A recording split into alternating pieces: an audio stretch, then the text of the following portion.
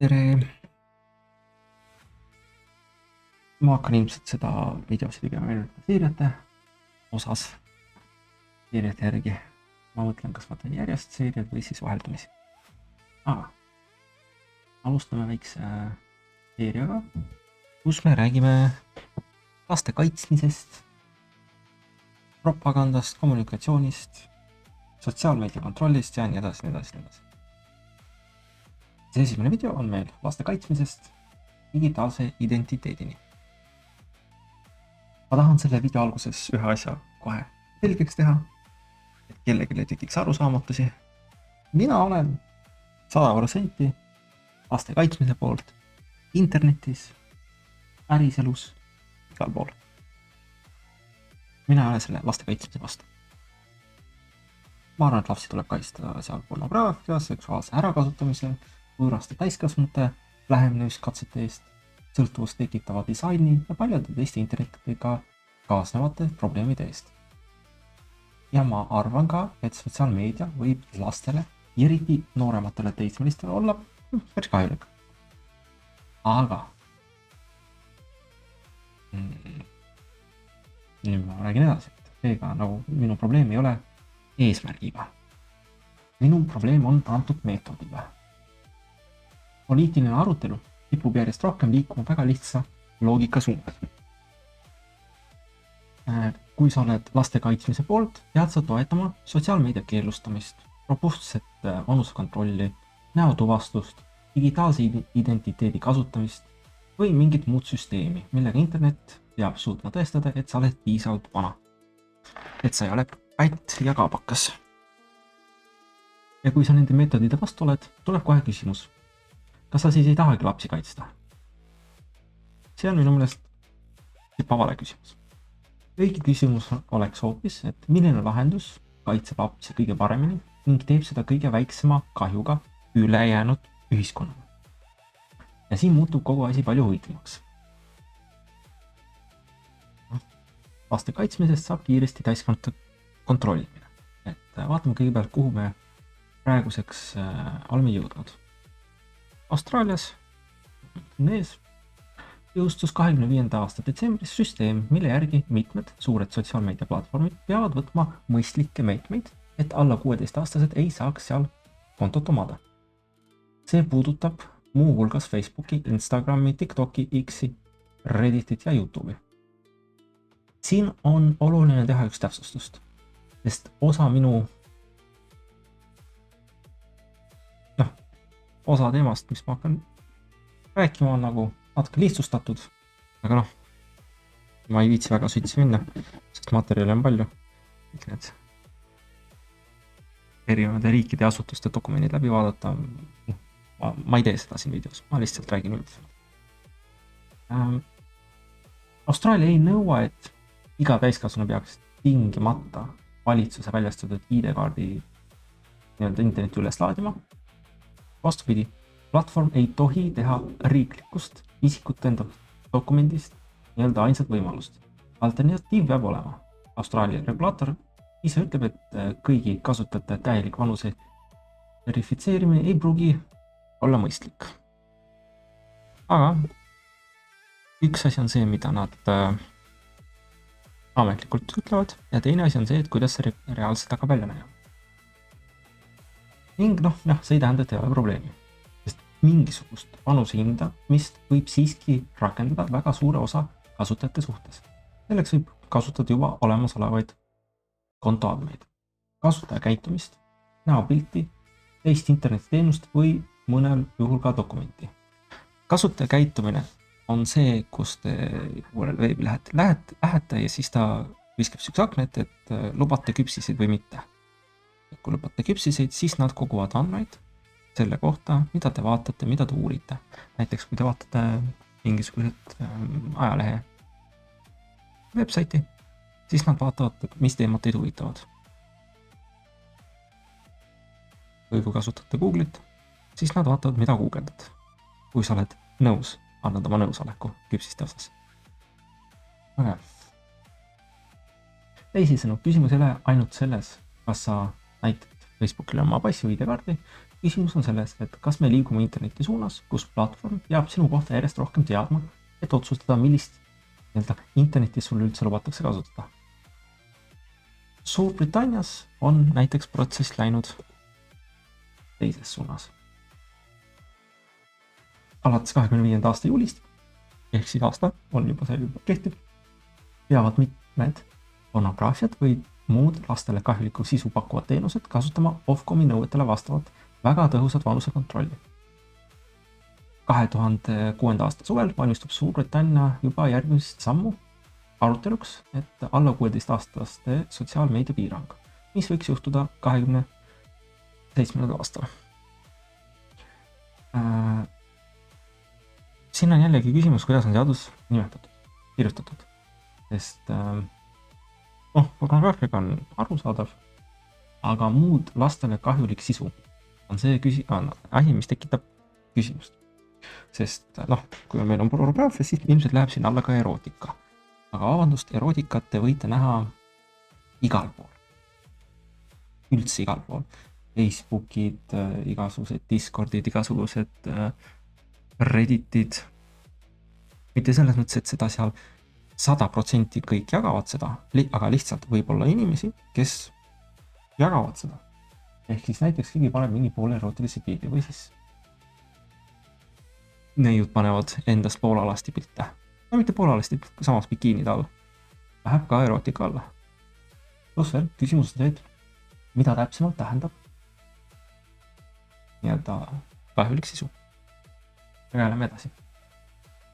Euroopa Liit on samal ajal valmis saanud oma ühise vanuse tõendamise lahenduse. Ja mäletate küll, kuulsite ka, et kui nad tulid selle verification metodiga välja, siis mingi 2 minuti jooksul juba esimesed tüübid suutsid nad sissemurde ära häkkida.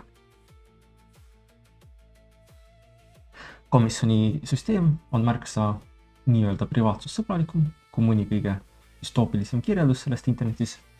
Komisjon järgi saab inimene tõendada näiteks seda, et ta on üle 18 aasta vana, ilma oma täpset vanust või identiteedi veebilehel avaldada. Süsteemi saab algselt siduda näiteks mingisuguse oma ID-kaardiga või passiga, kuid teenus ise peaks saama ainult nagu vastus, et jah, inimene vastab vanusepiirile. See on hetkel ja me ei tea, kuhu see edasi läheb. Me teame küll, kuhu see edasi läheb, lihtsalt mitte ametlikult. Aga see kõik on nagu oluline irunus.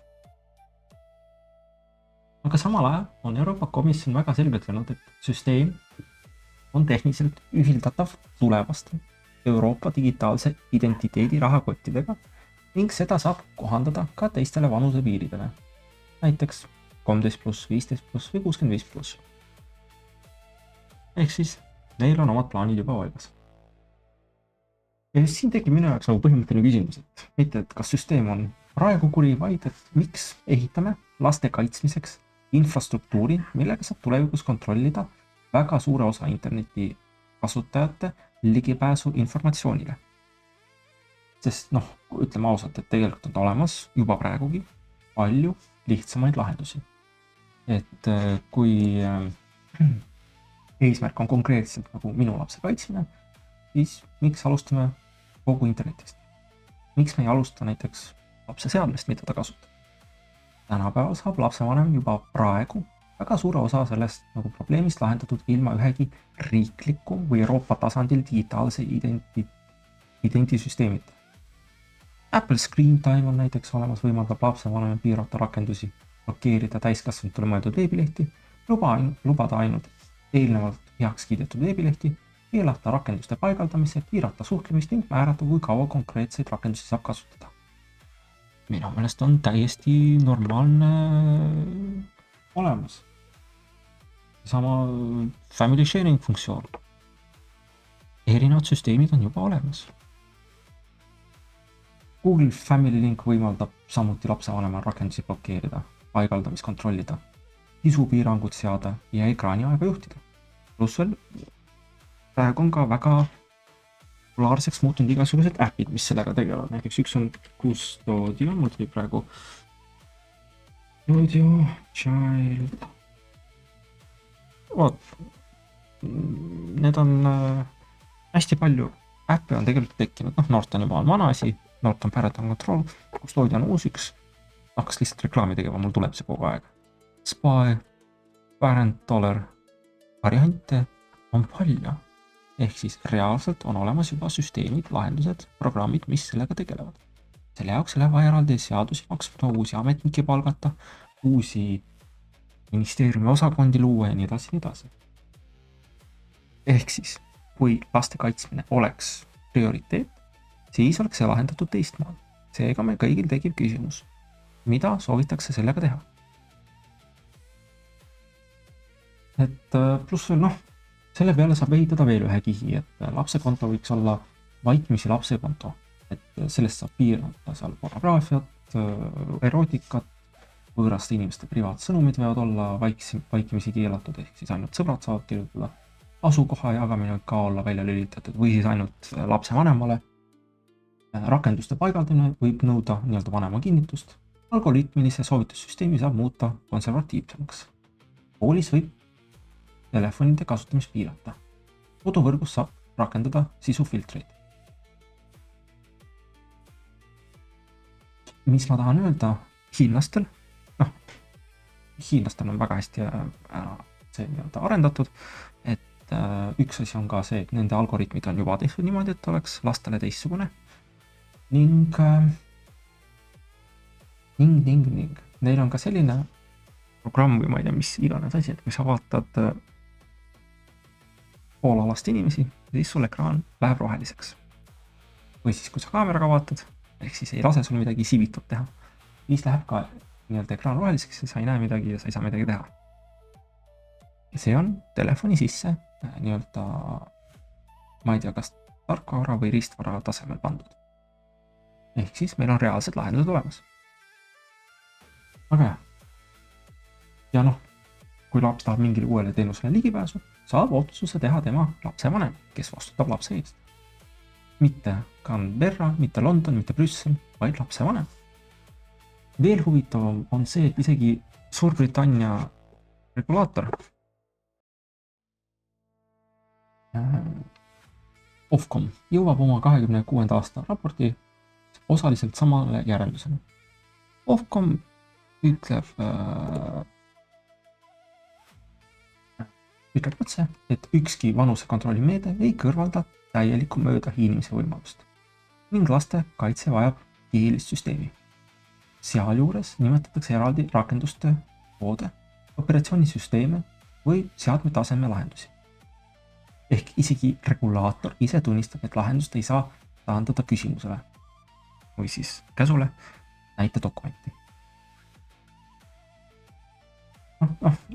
Vanusekontrolli ei ole nagu täiesti kasuta. Siin tuleb teha veel üks oluline meeldus, et oleks vale öelda, et see vanusekontrolli üldse ei tööta. Ofcomi 26. aasta uuring näitas, et korralikult rakendatud kontrollid vähendavad laste ligipääsu pornograafiale. Kuid oma uuring näitas ka probleemi teist poolt. Lapsed liiguvad nende veebilehtede poole, kus kontroll puudub. Ofcom leidis isegi, et märkimisväärne osa otsingumootorite esimestest tulemustest viis pornograafia saitida, kus valikaitse puudus. Pluss veel, ütleme ausalt, tänu tehisintellektile, nendele pildi genereerivatele tehisintellektidele, programmidele, on kõik see täiesti mõttetu tegevus, sest sa võid ise genereerida pornograafiat ja erootika. Mõned võid öelda, et okei, reguleerime neid ka. Jah, okei, see võite kõike surnuks reguleerida, probleem on selles, et juba praegu ning tulevased tehisintellektid lähevad paremaks ning neid on võimalik ka offline moodis kasutada, et sa lihtsalt laed selle programmi alla ja sul on endal arvutis lokaalne tehisintellekt, millega sa võid teha mida tahad, mitte keegi ei saa sind reguleerida. Ehk siis jällegi, see on täiesti mõttetu teema. No mitte täiesti mõttetu, aga peate aru saama, et laste kaitsmine ei ole antud hetkel prioriteet. Aga jah, siit sisuliselt algabki see regulatiivne lumepall.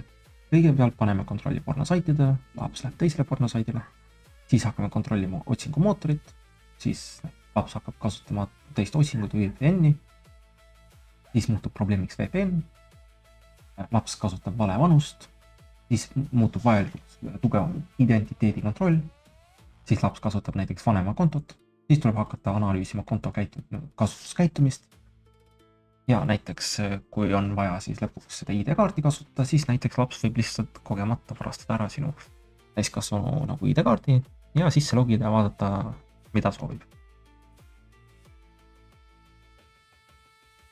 Ja siis tuleb hakata analüüsima konto kasutuskäitumist ja algne eesmärk oli nagu blokeerida lapsele pornograafia ja mõne sammu pärast ehitame süsteemi, mille ülesanne on otsustada, kes inimene on, kui vana ta on, millist kontot ta kasutab ja millisel informatsioonile tal on õigus ligi pääseda. Väga huvitav. See ongi see koht, kus ma hakkan nagu küsima, et kas valitud lahendus on ikka proportsionaalne probleemiga. Miks mitte piirata last, vaid identifitseerida kõiki teisi? See on põhiline küsimus. Et mõelge sellele nagu süsteemi seisukohast. IT valdkonnas näiteks, IT poole. Ühes mudelis ütleb lapsevanem, et see on minu 12-aastase telefon. Selle telefoniga neid rakendusi kasutada ei tohi. Teises mudelis ütleb riik, et see veebileht ei tohi olla kättesaadav 12-aastastele lastele. Seega peab veebileht kuidagi kindlaks tegema, kes kasutajatest on 12-aastased. Esimeses mudelis kontrollisime lapse teadet, teises mudelis kontrollime interneti kasutajad. Need ei ole sama asi. Just sellepärast ei piisa mulle vastusest, et eesmärk on hea, eesmärk on laste kaitsmine. Hea eesmärk ei muuda automaatselt head nagu kõik vahendid. Kui ma tahan vähendada liiklusõnnetuste hukkuvate laste arvu, võin teoreetiliselt keelata lastel tänaval liikumise. See kindlasti vähendaks mingisugust riski, aga see ei tähenda, et tegemist oleks mõistliku lahendusega. Poliitikas tuleb alati vaadata mitte ainult kasu, vaid ka hinda. Mitte kasu, mitte eesmärki, vaid ka hinda ja seda, kes saab kasu. Niimoodi oleks isegi parem öelda. Pärast, et üks asi on see, mida nad sulle räägivad, aga see üldjuhul ei ole mitte kunagi tõsi. Ma ei ole siiamaani näinud ühtki poliitikut, kes tahab ainult teiste elu paremaks teha. Ja nüüd jõuame kõige huvitavama küsimuseni. Kui olemas on kitsamalt sihitud meetodid, mis annavad lapsevanemale otsese kontrolli lapse seadme, rakenduste ja sisu üle, siis miks liigub poliitika ikkagi järjest rohkem interneti kasutajate vanuse tõendamise poole? Ma ei saa tõestada, et kogu selle süsteemi tegelik eesmärk on avaliku arvamuse kontrollimine. Ja ma ei hakka seda ka faktina väitma. Aga ma arvan, et meil on täiesti põhjendatud õigus seda küsimust esitada. Eriti veel, kui 17 erinevat riiki erinevates maailma osades erinevate õigussüsteemidega hakkasid täpselt samal ajal sellega tegelema. Kanada, Inglismaa, Suurbritannia, Austraalia, Uus-Meremaa, Euroopas hakkasid Saksamaa, Prantsusmaa sellega tegelema ja paarid veel mõned väiksed riigid. Point on selles, et nad hakkasid kõik seda probleemi lahendama ja samamoodi. Oleks siis vähemalt see, et üks või paar riiki näitavad mingisugust teist varianti. Ei, nad kõik samal perioodil hakkasid sama probleemiga tegelema, pakkudes sama lahendust ning enamuste lahenduste saavutamiseks on väga kindlad ettevõtted, kes saavad seda hetkel teha. Aga ma arvan, et meil on täiesti põhjendatud õigus seda küsimust esitada. Eriti seetõttu, et samad institutsioonid räägivad täiesti avalikult ka inforuumi juhtimisega seotud probleemidest. Kas see sama, isegi ma vist oma videos tegin eelmist mingis eelmises, kus Ursula von der Leyen ütleb, et nad peavad tegelema narratiivi juhtimisega, mis on sisuliselt täpselt sama asi, mis inforuumi juhtimise. Euroopa Komisjoni 25. aasta European Democracy Shield ehk Euroopa demokraatia kilbi ametlik dokument nimetab üheks põhieesmärgiks inforuumi terviklikkuse kaitsmist. Dokument räägib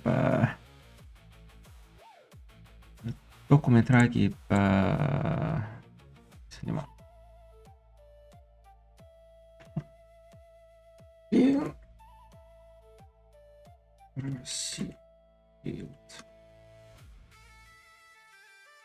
Dokument räägib võimekusest jälgida, avastada ja ennetada informatsiooniga manipuleerimist ning desinformatsiooni, koordineeritud reageerimisest ja ühiskondliku vastupanuvõime kasvatamisest. Komisjon samuti räägib koostööst faktikontrollijatega, alati kõige lõbusam asi, meedia, kodanikuühiskonna ja akadeemiliste institutsioonidega ning platvormide vastutusest informatsioonilise manipuleerimise vastu võitlemisel. See ei tõesta, et laste kaitsmine oleks nagu vale ettekääne. Venemaa ja teiste riikide infooperatsioonid on täiesti reaalsed, eriti veel Eestis. Seal need botivõrgustikud on reaalsed. Nad on erinevad, ühed on need, kes panevad like igale poole, teised on need, kes kirjutavad kommentaare. Plus veel nüüd tänu selle YouTube'i arenemisele ja tehisintellekti arenemisele on põhimõtteliselt peaaegu võimalik teha automaatseid videosi. Ehk siis tekst on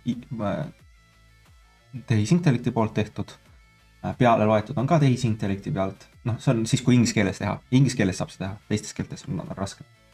Ja inglise keeles saab teksti teha, inglise keeles saab, et robot loeb teksti peale ja siis põhimõtteliselt sinu ülesanne on ainult see üles laadida. Ja põhimõtteliselt siis saab nagu konveerlindi peal neid videosi välja lasta.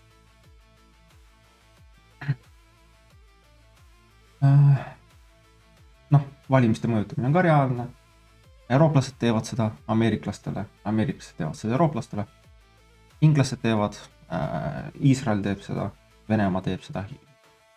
Hiinlased teevad, ikka teevad, kõik teevad. Kõik teevad seda. Selles mõttes, et kui te näete igasuguse uudised, et sakslased jälle midagi nutavad seal, et ameeriklased mõjutavad meie valimisi ja nii edasi. Ärge unustage, et siis kui oli Donald Trumpi valimised, siis eurooplased toetasid ametlikult ja avalikult ja rahaliselt demokraate. Ehk siis täiesti avalikult sekkuti võõras valimisse. Aga jah. Nagu ma ütlesin, valimiste mõjutamine on reaalne. Laste seksuaalne ärakasutamine on ka reaalne. See sama inglaste raport, mis tuli, väga hästi räägib sellest. Aga nüüd pange need kaks nagu arengut lihtsalt kõrvuti. Et ühel poolt ehitame süsteeme, mis võimaldavad internetis inimese vanust ja tulevikus potentsiaalselt muid omadusi tõendada. Teiselt poolt ehitame süsteeme, mille eesmärk on kaitsta inforuumi terviklikkust. Ja nende kahe maailma vahel paiknevad platvormid, algoritmid ja regulatsioonid. Minu jaoks tähendab see vähemalt seda, et kodanikud peaksid olema erakorraliselt ettevaatlikud. Probleem ei ole selles, mida nagu süsteem täna teeb. Et poliitika ja nende seaduste ja põhimõtteliselt ühiskonna probleem on see, et me elame praegu, elame olevikus. Meil on väga raske teha otsuseid ja näha asja natuke pikemas perspektiivis. Ja siis, kui kõik läheb pekki, siis need, kes hoiatasid, targutavad tagant järgi ja teised ütlevad, mis te ikka seal tagant järgi targutavad, kui kõige oli ja nii edasi. Aga digitaalsete kontrollisüsteemide puhul tehakse minu arvates nagu pidevalt sama viga. Me vaatame ainult nagu esimest kasutusjuhust. Seda kasutatakse ainult pornograafia vastu. Siis seda kasutatakse ainult laste kaitsmisega. See lihtsalt kinnitab, et inimene üle 18 aasta vana. Jah, kõik väga võimalik. Hetkel jah, tõesti tehakse süsteemi niimoodi. Aga süsteemi tuleb hinnata ka selle järgi, mida see võimaldab homme. Kui meil on juba standardiseeritud mehhanism inimese vanuse tõendamiseks, on väga lihtne lisada uus vanusepiir. Kui platvorm juba eristab, milline sisu nõuab vanuse tõendit, saab sinna lisada uusi sisukategooriaid. kui veebiteenus juba peab tuvastama, kas kasutaja võib mingile informatsioonile ligi pääseda, on tehniline infrastruktuur ligipääsu kontrollimiseks juba olemas. Sellepärast peaks iga selline süsteem olema ehitatud põhimõtteliselt. Võimalikult vähe andmeid, võimalikult vähe keskset kontrolli, võimalikult vähe seoseid inimese päris identiteediga ja võimalikult kitsas kasutusotstarve. Üheks heaks näiteks on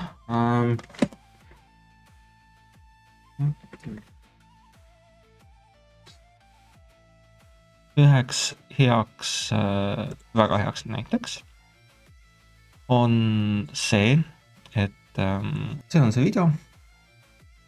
Videot ma ei näita muidugi, ei tohi näidata, aga ilmselt olete kunagi näinud seda, need, kes internetis on olnud, käinud, tekitas palju meelevärmi ja meelepaha. Põhimõtteliselt e-ohutuse komisjonär Austraalias, kes siis on ka see, kes propageerib seda VPN-ide keelustamist, selle robustse vanuse kontrolli ja muid nii-öelda kontrollimeetmeid internetis, on otsustanud, et antud video tuleb riigi tasandil ära keelata. Sellepärast, et see tekitab liiga palju küsimusi. Ütlesin valesti. Sellepärast, et see on, issand, see ei ole isegi mitte häiriv sisu, aga see sama termin, mis seal varem oli, et see on see häiriv sisu, mida ei tohi lastele näidata. Sama asi on ka video kohta, kus mõrvati Charlie Kirk. See on see Ameerika noorpoliitik. Ja nüüd ongi küsimus, et miks need videod? Sellepärast, et internetis on väga palju videosid, mis on hullemad. Issand jumal, isegi need samad ametlikud ajalehed ja uudistekanalid on ise näidanud hullemaid videosid. Ja see ongi see, et on loodud nii-öelda igasugused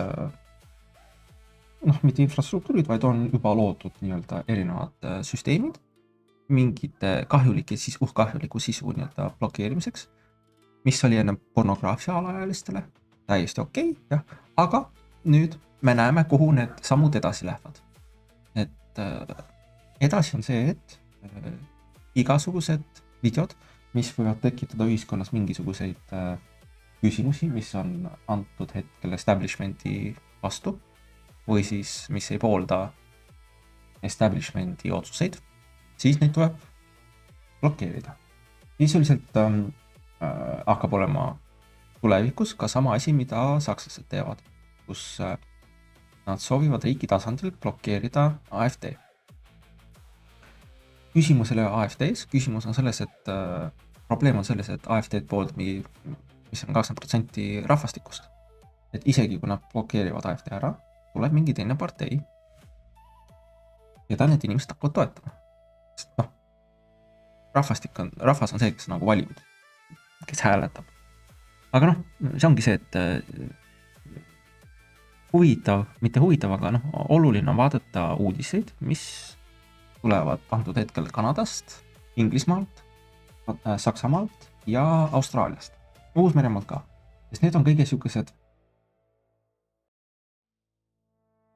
need on kõige progressiivsemad riigid ja nemad teevad neid nii-öelda ühiskondlikke katsetusi praegu, et mida nad saavad inimestele peale sundida. Et selles mõttes on nagu, jah, et peate aru saama, et see, et me kaitseme hetkel lapsi, võib väga vabalt aasta-2 pärast muutuda selleks, et mingid videod tuleb ära blokeerida, mingisuguste parteide või poliitiliste tegijate, tegelaste videod tuleb ka ära blokeerida, neid ei tohi näidata kellegile. Ning kõige huvitavam on see, et Austraalias minu meelest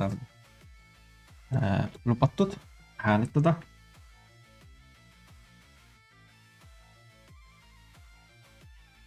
Inglismaal on see, et hääletada võib, vabandust jah, Inglismaal on see, et hääletada vist peaks saama alla 18 aastat, ei 18 aastat, okei, siin on kõik see. Aga mis seal ikka, läheme edasi teema juurde. Ehk siis, täna kaitsme lapsi, homme juba keelustame videosi, mis võivad tekitada meelepaha. Aga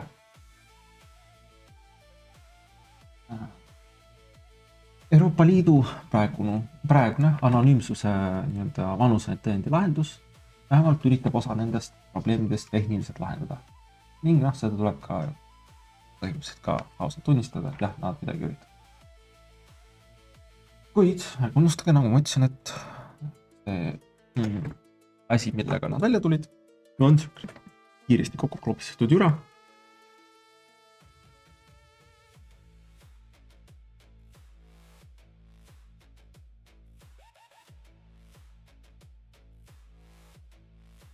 Age verification app, mis nad välja nii-öelda tegid, oli kohe, kui uudis tuli, et nad selle avalikustasid, põhimõtteliselt esimesed häkkerid paari minuti jooksul juba häkkisid sisse. Ehk siis, juhul kui sa kasutad seda äppi, on sinu andmed, võimalik kätte saada sinu andmeid ja lekitada neid siis internetti. Aga põhimõtteline küsimus jääb nagu alles.